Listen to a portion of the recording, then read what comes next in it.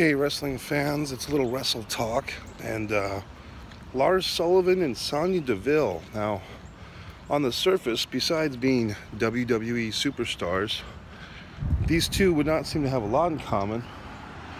But I recently caught, because it was kind of on my Amazon Prime thread somehow, an episode of Total Divas. Of course, they don't even have a Divas title or Divas division anymore, but Sonya Deville, Natalya Neidhart, all these women, the Bellas of course, were on this Total Divas episode, and Sonya's lesbian relationship partner was there, and kind of that was the theme of the show, or the main topic was Sonya's relationship with her partner. Of course, the partner was a blonde lady, very attractive, did not seem to be a pro wrestler that I knew of, unless she was in training.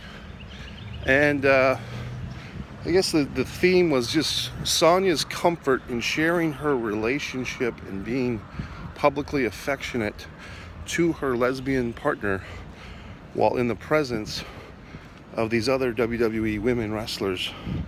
And that was the whole big shebang of the show. Now, I haven't really watched Total Divas a whole lot, but just watching it this one time, it occurred to me that this show is basically a a ripoff of the Kardashians. The WWE is making their women, with the cell phone calls and the quick editing and the glamour and the attractiveness, they're basically making their women to be like Kardashians. So that was all fine and good, but then it got me thinking, as they're having this lesbian relationship openly discussed on this WWE show, what about Lars? What about big gay Lars? I mean, he is now a homosexual. He has been exposed as a homosexual porn star under a different name in the past. We don't know if Lars is still a practicing homosexual, or if he's learned how to do it correctly. He's not practicing anymore. He's accomplished it.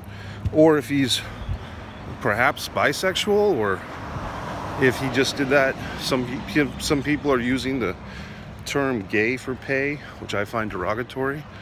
But whatever Lars's case is, why can't he openly discuss his homosexuality, or whatever the hell it is, openly? Why can't they make a storyline about that? Well, I'll tell you why. It's a bias against, obviously, hello? Can I give it some help? No, I'm okay. Okay, good. It's obviously a bias against male-on-male homosexual behavior by the WWE and by society in general, not just WWE. And why would they be biased against male homosexuality? That's a lot of reasons for that. I mean, just basically, people tend to think of lesbians as this cute, innocent, those girls just like to play with each other, and maybe they'll grow out of it. That's the general populace's subconscious feeling about lesbians. Whereas a big, scary gay man like Lars Sullivan, people associate with prison rape and so forth. The other thing, obviously, is that the WWE has its purse strings controlled by the Saudi Arabian Sports Authority, the Saudi Arabian princes, and while they might not fully understand the logistics of Sonya Deville's lesbianism, they might find themselves threatened by a big, scary homosexual like Lars Sullivan, feeling that he might come over to Saudi Arabia, grab the prince, throw him down, rip off his outfit, and fondle him or have his way with him.